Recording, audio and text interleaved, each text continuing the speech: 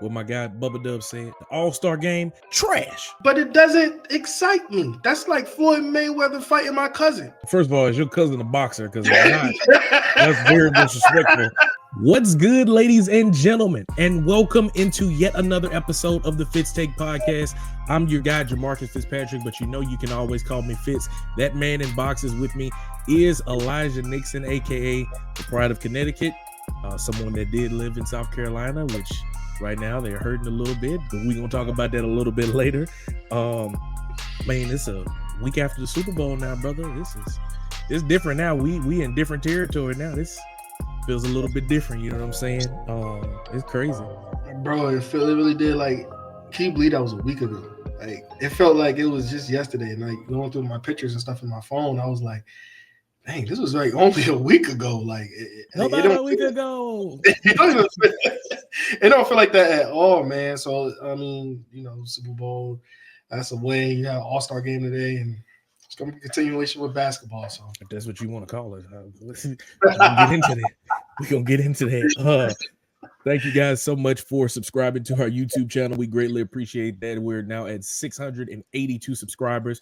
The road to 700 is just getting a little bit closer. We greatly appreciate that. If you have not subscribed, this is your first time watching, go ahead and hit the bell down below. We're a sports podcast, and we are always talking about some of the best sports that's going on around in the country. But also, if you are not a watcher and you are a listener, you can get us, as you see down there at the ticker. You can listen to us on Apple, Spotify, iHeartRadio, and Amazon Music as well. You can also follow myself, Elijah, and my production company, One Way Productions, on our social media platforms. They will be linked down in the description. And man, like we said, we are a week removed from the official ending of football season, the 2024-2025 season.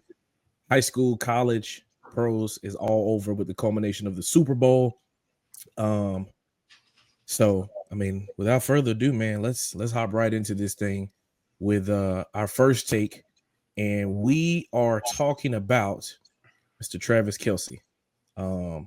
Man, just a week after, the Chiefs are giving their star tight end a deadline to inform them of his future plans. Travis Kelce has been contemplating his future in the NFL since the Chiefs lost the Super Bowl last weekend to the Eagles in a lopsided game in New Orleans. But a report from The Athletic indicated that the Chiefs want Kelce to inform them about his decision around March 14th, which is right when the new league year begins and free agency signing period opens. Kelce is also due a $12.5 million roster bonus on March 15th. He has 1 year left on his current contract with the Chiefs. He's been there his entire career. The tight end has not signaled whether he will go one way or the other. So now, with all that in mind, Elijah, is it time for Travis Kelce to hang up his cleats and call it a career? I want to say the right answer is the right answer is yes. For the simple fact that he had a heck of a career, been in 3 straight Super Bowls, winning 3 out of the 5 he's been in. So the right answer is yes. If you're looking at it for a Kansas City general manager perspective and probably Travis Kelce, but I want to say honestly, in my opinion, I want to say no. As a competitor, you don't want to go out like that. I'm not saying Travis Kelce's playing his best football, but if you could work out a way to restructure his deal, if you could work out a way to find out what his role will be, he doesn't have to be forced to retire, because I don't think Travis is. I think Travis has football left in him, but it's not a lot. You know, say in a 17-game season, I'd say he had about 3 or 4 good games left in him. I know last year, 823 yards receiving, and his longest was 38-yard reception. Now, we all know Travis Kelce can get down the field, but I know he's older now. You know, linebackers are faster. But if you want to talk about him just being on a team, you know how the NBA had those old veterans on the roster where they were just teaching people? I think that could be Travis Kelce's role. I think if the Kansas City Chiefs decide to go out, hey, let's draft a tight end. It's a couple of tight ends in this draft that they can go grab. Travis Kelce grooms them up a little bit, try to show them what the ropes are. I think that'll be his perfect role. Again, I don't think he has a lot of great football left, but he has enough for him to do some things where he can teach. So if you don't want to retire, I don't think you don't have to. I think you restructure your deal, become like a coach, an extra coach on the sideline, and if you have to get in, you get in. But I don't think he should. I think that it's a lot of. I think with that team, when you lost to the Philadelphia Eagles like that, and the competitor he is, I don't think he should be ready to hang it up. Not just yet. I said give it one more year, and if it's that mentor / bridge year as a tight end, I think you should stay just like that. Not no big role, Travis. Not no big role, but like that. Yeah. I'm gonna have to disagree with you on that one, brother. And my reason being because at this point in Travis Kelce's career, his legacy is cemented.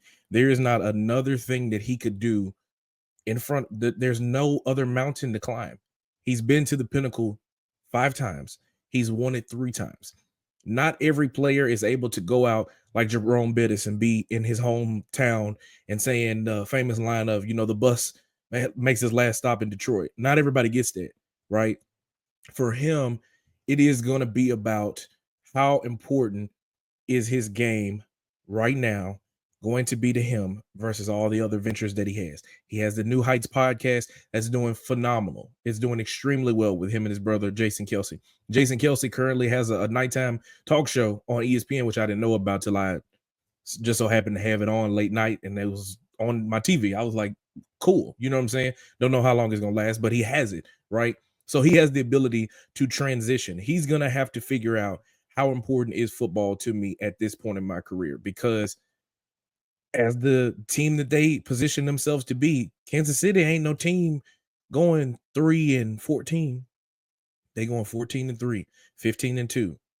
Like they're getting in positions and they're playing in games. They're having winning seasons, and they're playing all the way to December, January, February, meaning their off seasons are shorter. There's less time off. There's more time to grind, because now that the season's over, it's February. He probably going to take 2-3 weeks off. He's going to be right back at it, because off-season workouts, I think voluntary workouts start somewhere at the end of March. You got April around the draft time. May is OTAs. June and July is mini camp. And then after that, you back in the training camp. So do you really want to do this at 35, 36 years old? I think he'll be 36 by the time next season starts. Do you really want to do this anymore? To me, it's time to call it quits. It's not because you can't do it. It's because there's nothing else for you left to prove anymore, bro. You the GOAT. 3-time Super Bowl champion. Most receiving touchdowns in a playoff, passing Jerry Rice. What are we talking about, bro? Like, all of his accolades speak for himself. And, the whole other debate of who is the greatest tight end and all that stuff, that's a whole nother conversation. To me, he's the greatest. He's proved that. His resume speaks for itself. He's got the Super Bowls behind it. Bro, go relax. Go be with your billionaire girlfriend. Go be with Taylor Swift. Go on tour with her. You know what I'm saying? You're in a great position. There's nothing else left for you to do. I mean, maybe he wants to be that bridge tight end, and maybe he wants to mentor somebody. Maybe he wants to get into coaching, and that's fine. That's cool. But to put yourself through that physical toll of, bro, you got to train. Like, people don't take all that into account, because, like, there's one thing to train and just, I'm just lifting weights. And then there's another thing to train to be in a car wreck every single down. That's what football is like at that high of a level, because these guys are super fast, super strong, and they run into each other every single play. So you're training for that type of impact every single week for 17, 18, for them, 20 plus weeks. If you're talking about winning the Super Bowl, is it really worth it at 36 years old? To me, it's not. I mean, for you, E, like, what does that role as a bridge tight end kind of look like? I know when you think about it, I look back to when what was it, Todd Heap and Shannon Sharp was his veteran back around the 2000 Ravens era. Like, what would that look like for Travis Kelce? And do you believe that he'd even be willing to kind of, all right, I'm gonna take less receptions, let the young bull eat and get in there? Do you believe that he'd even be willing to do that?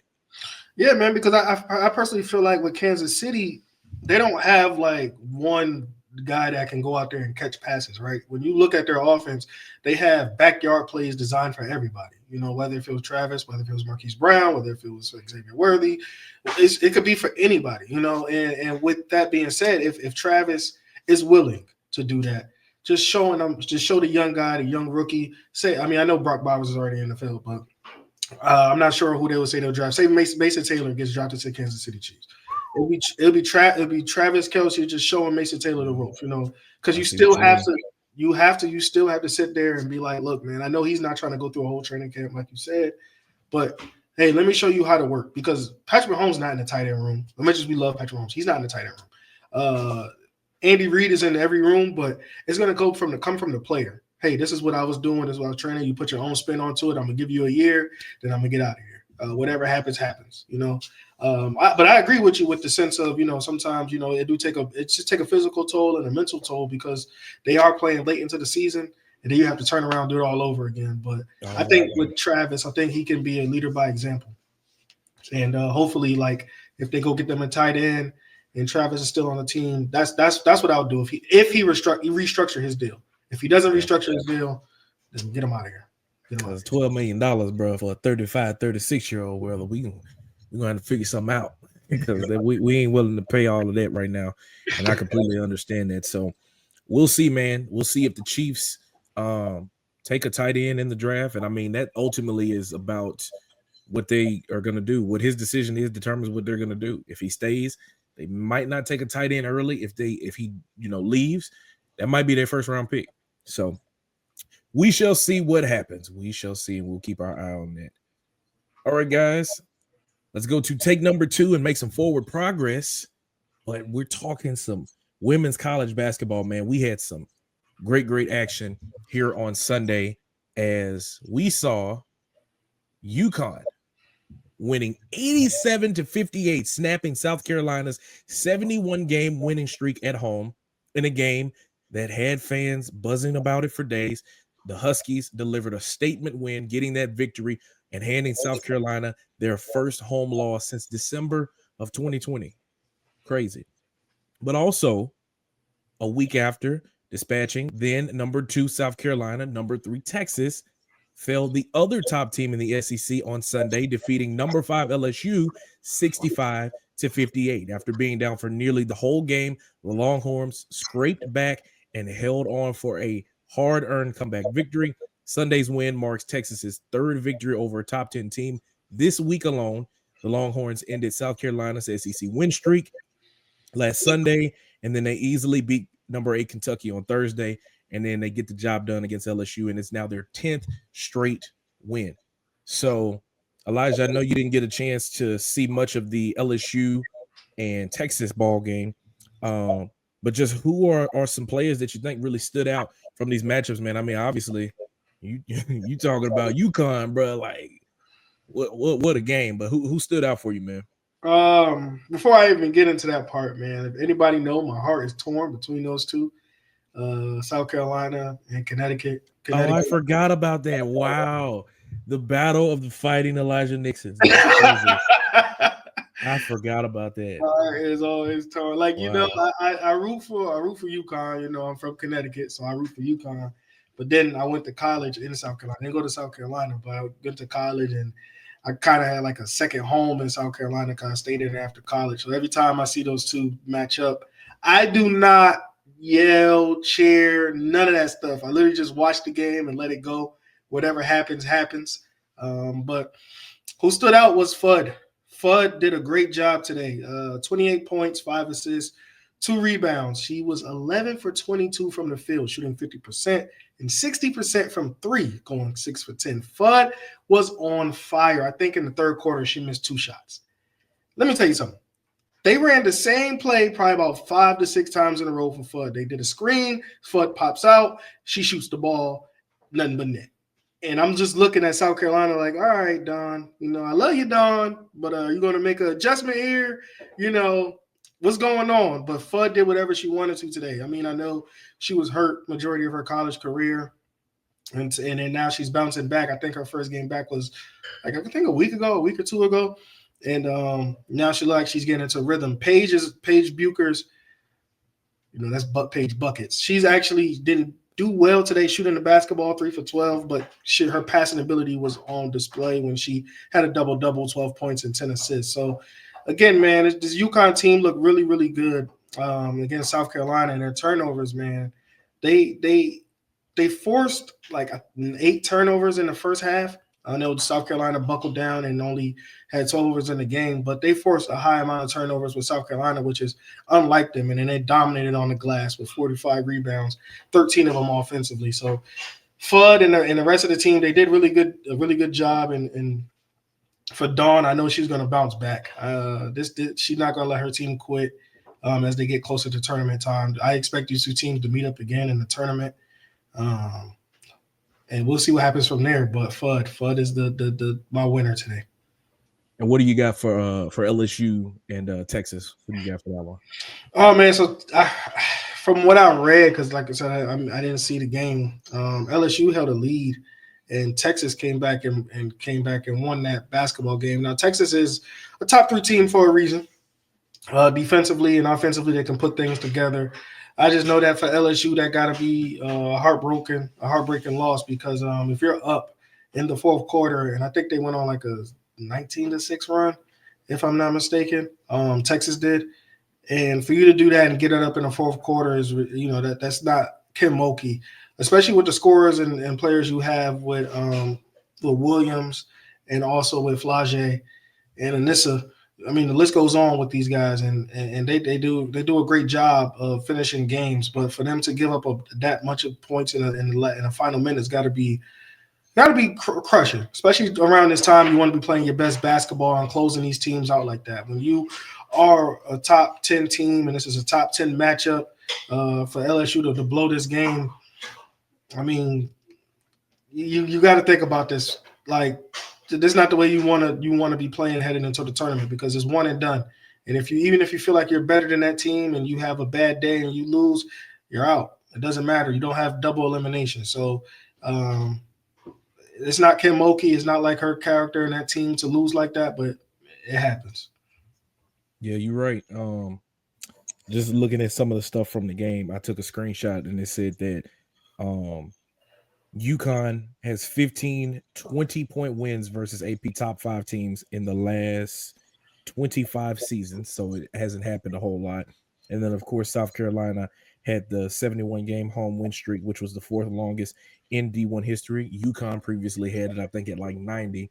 But for me, when you look at AZ Fudd, man, she was seeing green. I know on like 2K, they got the little green light up the bar and all this stuff. I don't know how it's different now. I ain't bought 2K in a long time, but I know when it's lighting up green, that means you on go. And she was on go. To me, like seeing players step up like that, and what's important about that, Paige Beckers is your best player, but she wasn't your leading scorer. So when you're able to feed the ball to other players, that's what makes you a lethal team. It's not when your best player can drop 40 or 50. Like, that's cool. But when you can play team basketball and it can look as fluid as it did, they were working the ball around her to the perimeter. They were working inside out. They were kicking it out to her in the corner. I think she went 7 of 11 from 3. Like, bro, she was killing it. And like, when you're able to do that, it makes it really, really hard on defenses, because a defense goes in with their game plan saying, we got to stop Paige Beckers. We got to neutralize her. She can't get 30, whatever. And if I'm not mistaken, I think Fudd in the last like 3 games, she had been averaging like 26 points. So she's been coming alive right at the right time when you're getting into conference tournament time. And then, of course, into the big dance of March Madness. That is the perfect time for all your key players around your superstar to be peaking at the right time. And she absolutely did that. Now, when we're talking about on the LSU side, kudos to Texas for winning the ball game, but Anissa Morrow is a dog. And I mean that in the most respectful way. Like, bro, she had 15 rebounds at halftime. I looked because, they pulled a little ticker up with the little numbers and stuff. And I'm like, shorty got how many rebounds? 15? She finished with a double-double. Like 23, which is leading in the entire nation in double-doubles. Like, bro, what are we talking about? And I think they played 25 games. They got 2 losses. But, like, to even be in that position to get as many rebounds as she's getting in, bro, when you're talking about post moves, like, it's a lost art to actually be able to work in the post, to have moves where you can, face up, when you can pivot, when you can style. Like, she got all of that in her bag. She can face up and be in a triple threat position, and then she can drive to the basket. She can pull up for the jumper. You know what I'm saying? She can give you a post move. She can hook shot it. She can come around, scoop late. Like, she got it all in her bag. But when you're talking about like closing out that game, like to me, it always was kind of baffling as I'm looking at it. I'm like, bro, you got 3 closers on the floor. Like, what's not working? You know what I'm saying? You got Anissa Morrow, who can create her own shot. You got Flage, who's your leading scorer, and Michaela Williams, who's one of the best players we've ever seen. And I'm like, bro, how you get cold like that? 9 points in the fourth quarter? What happened? You know what I'm saying? Like, I don't know, man. Like you mentioned, the most important thing that they're gonna have to do is figure it out here late, because you know, the NCAA released their top 16 seeds for right now, and I know the selection show is going to be later in March, but the projected seeds have LSU as a 2 seed right now. And I know earlier in the week we saw UCLA was the number 1 team in the country, and USC Juju Watkins going crazy in that, helping them get the upset victory. But like, right, you are 1 seed worthy. Obviously, your schedule doesn't help you because you don't have a whole lot of top 10 victories, and you know, you're not in the positions that you'd like to be. But they got to figure out how to close games, man, in those situations like that. I know it's nothing easy. I ain't saying it's easy, but the job's got to be completed. You got to figure out ways to get it done, because if not, you're going to find yourselves at home with a very, very talented team, and it's just going to be unfortunate for those young ladies to be as talented as they are and not be in the positions that they would like to be. Because like I said, man, Anissa was eating. I was like, because I, if I'm not mistaken, I think they said Texas was like number 1 in the country in rebounds. And she was like, I don't care nothing about what y'all talking about. I'm finna get to this goal. I'm finna get this board. And if I'm on offense, I'm putting it back up. If I'm on defense, I'm finna give it to my guards, and we finna go down there and we finna score some points. And they were handling business early on. Like the article said that I was reading, they led most of the game until the fourth quarter. Texas took the lead and they never gave it back. So it's not always about how you start, but as long as you get the dub there at the end of the game, that's all that matters. So we'll see, man, as college basketball season is winding down in the regular season. It's going to be picking up when we get to the postseason. When that March Madness is going on, man, that's going to be when it get real fun, man. Yeah. So, all right, guys, let's go to our third take, and we are transitioning to All-Star Weekend, something that I have not tapped in heavily with in quite some time, because it's not interesting to me anymore, to be brutally honest with you. It's just not. But the past couple of years, there's been one guy that has been amazing. That's Mac McClung. He'll have to leave it up to others to decide where he ranks among the best dunkers all time. When it comes to the dunk contest, there is no doubt the G League star and dunk maven put on a remarkable show at NBA All-Star Saturday night by recording perfect scores of 50 on all 4 of his jaw-dropping creative dunks to become the first player to win 3 straight dunk contests. Nate Robinson is the only player to win the dunk contest 3 times, taking it in 06 and then repeating back-to-back in 9 and 10. So with that in mind, Elijah, not asking you to say if he's the greatest dunker all time, but just how impressive is that for a guy that, I mean, he's made more money in the dunk contest than he has in his career earnings in the NBA. For him to be able to constantly, you know, show up on the big stage on All-Star Weekend, how impressive is that? It's okay. Let me say this in a way. I don't want to be disrespectful, but I'm happy that he's in the G League and he's in the dunk contest. He's showing out and showing up. But these are not our best dunkers in the NBA. I mean, Stephen Castle or Stephon Castle, Andre Jackson Jr. I mean, I'm not trying to sound like this, but hello, we gotta like these aren't our best of the best. We trying to get our best of the best out there for years, and nobody wanted to participate. LeBron James never did. I'm not saying he's going to do it now. Definitely not. But some of these guys won't do it. I'm happy for Matt. I think him winning and things of that nature, but I'm not a fan of really any of his dunks. I'm not. I'm gonna be honest with you. I think like him jumping over a car was cool, but him just jumping over people, man, it's not really like it's not hyping me no more because you see it so much from somebody that it doesn't just get me excited. Like if I was giving up a score, 6, 7. There's nothing higher than a 7 because you're jumping over somebody. Then you jumping over a moving person that's rotating. It's rotating.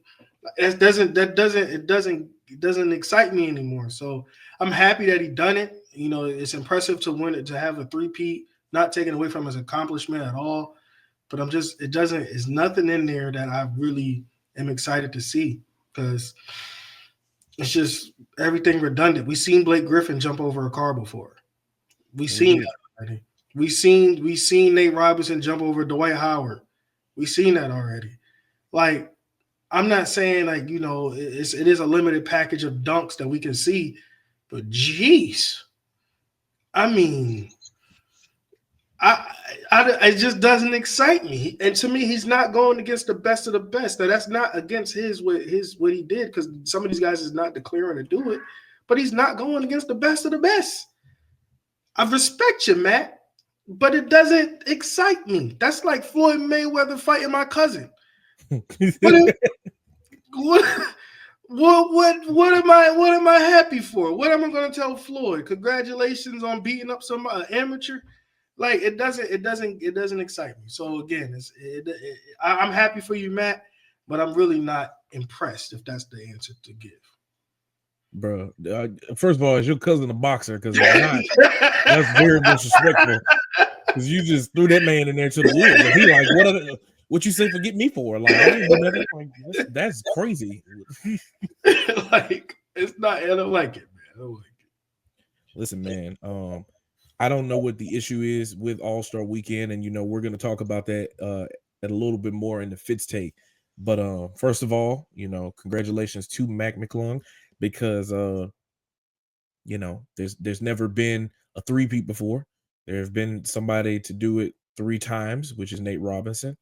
But I just think that the interest level is so different now. Like, I don't know, man. Like, do you bring in like street ball guys to come in to really change the game or anything like that? Like, what do you really do to make it work? Like, I don't know, man, because like you said, like this is not the best of the best dunkers that are out there. I know after Mac won, I think John Moran tweeted and he was like, Mac got me really thinking about getting in there dunking. And Giannis was like, yeah, I'll get right in there with you, brother. Like, were y'all just talking? Because to me, man, like, these guys are millionaires. They sitting on boatloads of money. They sitting on shut up and sit down money. They're not worried about trying to win no dunk contest. I don't care how much of a competitor they are. It's in the middle of the season, bro. And if you're a, championship contender, if you're in a position to go on a deep playoff run, bro, I don't care about no dunking. I don't care about no $100,000 and nothing like that. I got that. They probably wearing $100,000 worth of stuff. Like, what are we talking about? And again, this is not to discredit anything that Mac has done. Because one, I didn't watch it live. I'll be brutally honest. I didn't watch it live. I watched the highlights of it. Just because to me, it's just not, it don't have the same feeling to it, bro. The skills challenge don't have the same feeling. Bro, I seen freaking Chris Paul and Wemby cheating the system because instead of them trying to shoot to make the shots, they just throwing the ball up to clear the rack so they can get to the next thing. The only thing they worried about is making the passes into the little buckets and then making the final shot. Like, ain't nobody trying to watch that. That's turning people off. And I know, like, Mac McClung, his social, I think I saw somewhere that his social media videos has like over 1 billion views. That's great. That's great. And if that's where your wins is not on linear television, you keep building towards that. But if you're talking about people watching the game on television, watching the dunk contest on television, this ain't it, bro. this ain't it. When the winner of it, the brother is making more in his dunk contest in these last couple years than what he's made in his entire career. He dunking for his livelihood, literally. He's out here. He out here trying to feed his family dunking. He trying to break his back dunking. Because this all the money he making, bro. Like, I don't know, man.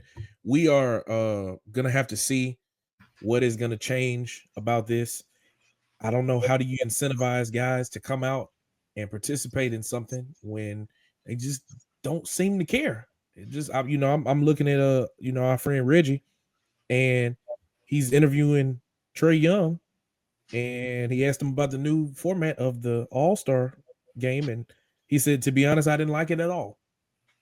Like, what are we talking about, man? What are we talking about? I don't know. Congratulations to Mac McClung. You three-peated before the Chiefs did. Congratulations, brother. Good job. But to me, this is not anything to just jump for joy about or anything like that. This is a bigger issue, because All-Star Weekend is supposed to be where all the stars come out. And that can happen if all the stars are not out. Well, what do I know? What do I know, man? And as we're talking about All-Star Weekend, that brings us into our Fitz Take. We saw Team Shaq beat Team Charles. They're in this new format, which, if you're not familiar with it, it was basically a 4-team little playoff system, so to speak, where both teams or both games played to 40. All the games played to 40, where it was a international team. It was a Rising Stars team. It was the OGs, and then I think the Young Stars or something like that. So the Rising Stars lost to the international team, and then the OGs won, or something like that. I think OGs beat the Rising Stars, whatever. You get to the championship, and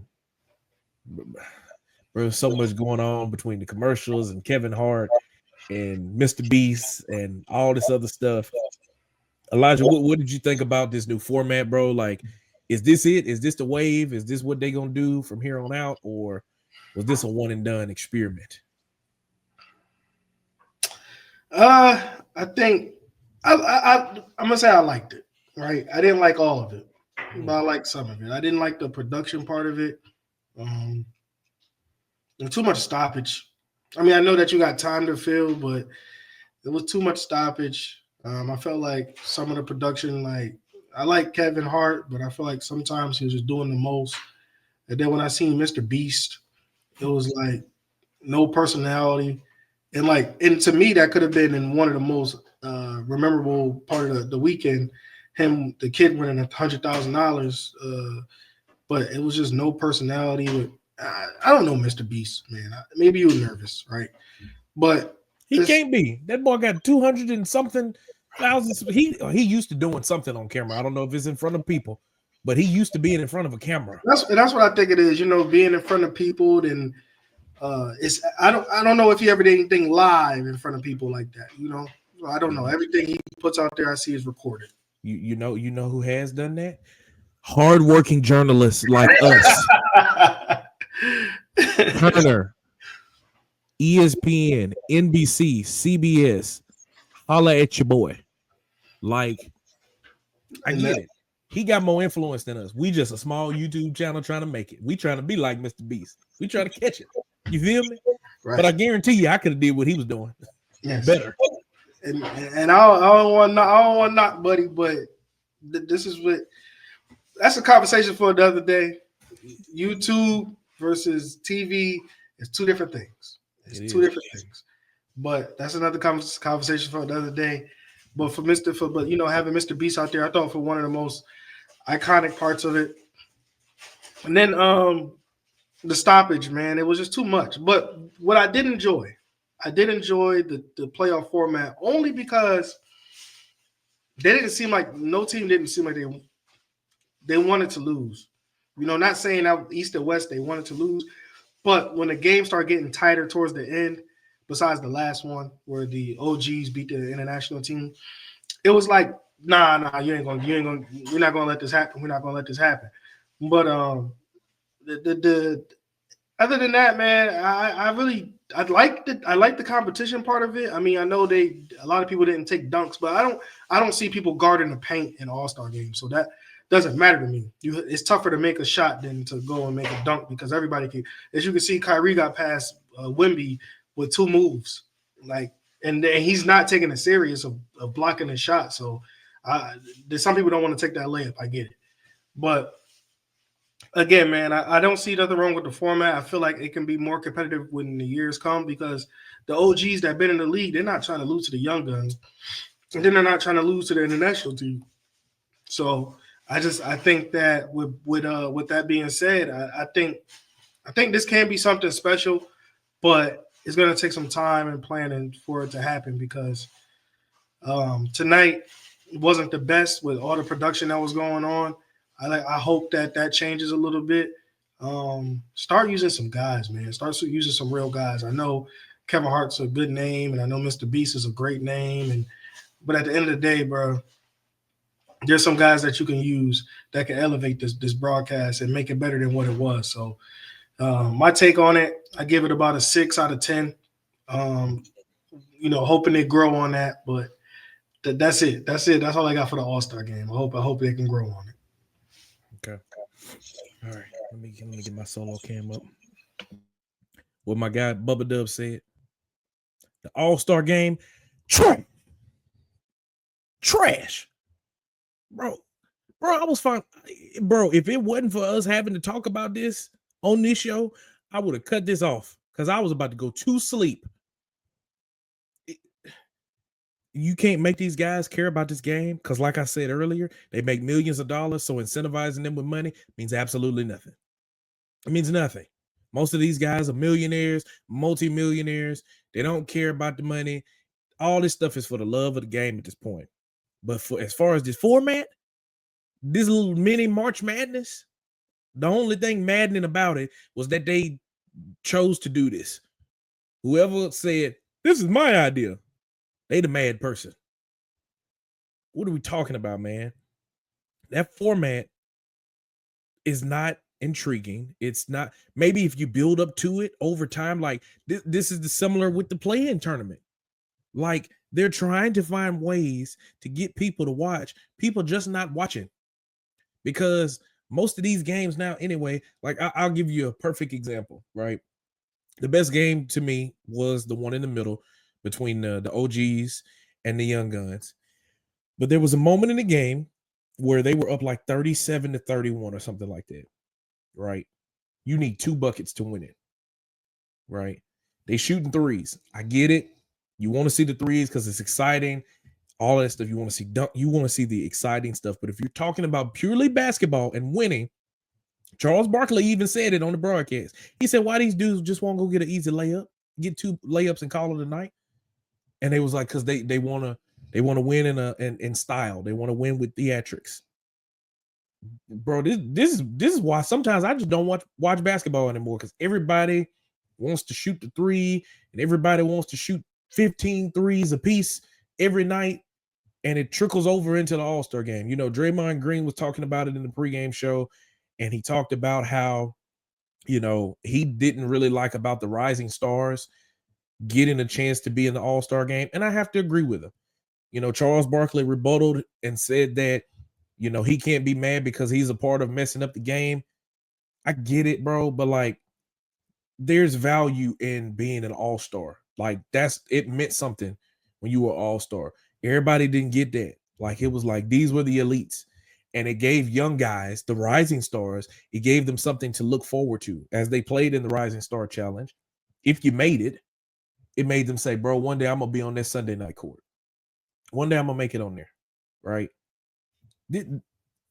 It now it's like whoever make it in. And then we talking about LeBron. We ain't even get into that. LeBron, bro, you are one of the greatest basketball players to ever walk the face of this earth. I'm not going to get into 1-2 debate. I'm just purely stating he is one of the best to ever do it. LeBron, you knew you really didn't care nothing about this game before Sunday. You knew that. And yet you come into the pre-media availability, you declare yourself being out, and then they taking the team pictures. You can't even put the uniform on, bro. Put the uniform on and then get back in your street clothes. Now, that's holding up a spot from somebody that could have made it in. And I get it. You the OG. You are one of the faces of the league. But, dog, there's no way that you was, man, if that, I'm going to wake up Wednesday or I'm going to wake up Sunday and that ankle going to be good. And I'm going to go out here. I'm going to give them a good 20 points through these 2-3 games. I'm going to give them the best 20 points I got. Bro, you knew. And it's stuff like that that's devaluing these all-star games. It's devaluing all of these extra games, the Pro Bowl, the All-Star game, the whatever. It's devaluing these games because these guys aren't playing for anything anymore. Like, I like stuff better like the Senior Bowl, the Reese's Senior Bowl. These guys are playing for something. They playing for an opportunity to raise their draft stock. There is nothing for a guy that has made it to the biggest league in the world to play in an all-star game other than say, I'm an all-star. That's it. Oh, $100,000. Cool. I got that already. Matter of fact, I got that on my wrist. Look at this Patek. Look at this AP. What are we talking about? I don't know, man. I don't know what the format needs to be, but in my opinion, this needs to be a supply and demand type of thing. Put out there and just ask the fans, bro, what y'all want to see? If all they want to see is just the dunk contest and the skills challenge and no all-star game, take it away. I'm sorry. If that's all the fans want to see is the skill challenge, you have to go supply and demand. If people is not wanting to see these boring games over and over and over again, and you're changing the format and you're having 45 minutes of commercials and 10, 15 minutes of Kevin Hart and 6-7 minutes of basketball, or you got to give the people what they want. I know you're supposed to make money. I know you got sponsors, and I know you got to get in and out of your breaks and all that stuff like that. But at the end of the day, you are trying to appeal to the consumer, the watcher, the viewer, whether they're watching on YouTube TV, whether they're watching in the cut-ups on social media, whatever. You're trying to appeal to those people. So you need to figure it out, NBA. Adam Silver, all the people on the committee that was a part of coming up with this format, y'all need to get together in a little room, have a come to Jesus meeting, and figure this out. Because this one needs to go in the toilet because it was trash. It was horrible. 0 out of 10. Never do that again. Never do that again. But that's just our takes, ladies and gentlemen. What do we know? You tell us what you think down in the comments. Was this NBA All-Star format great? Was it good? Was it indifferent? Or was it trash? Let us know what you think down in the comments.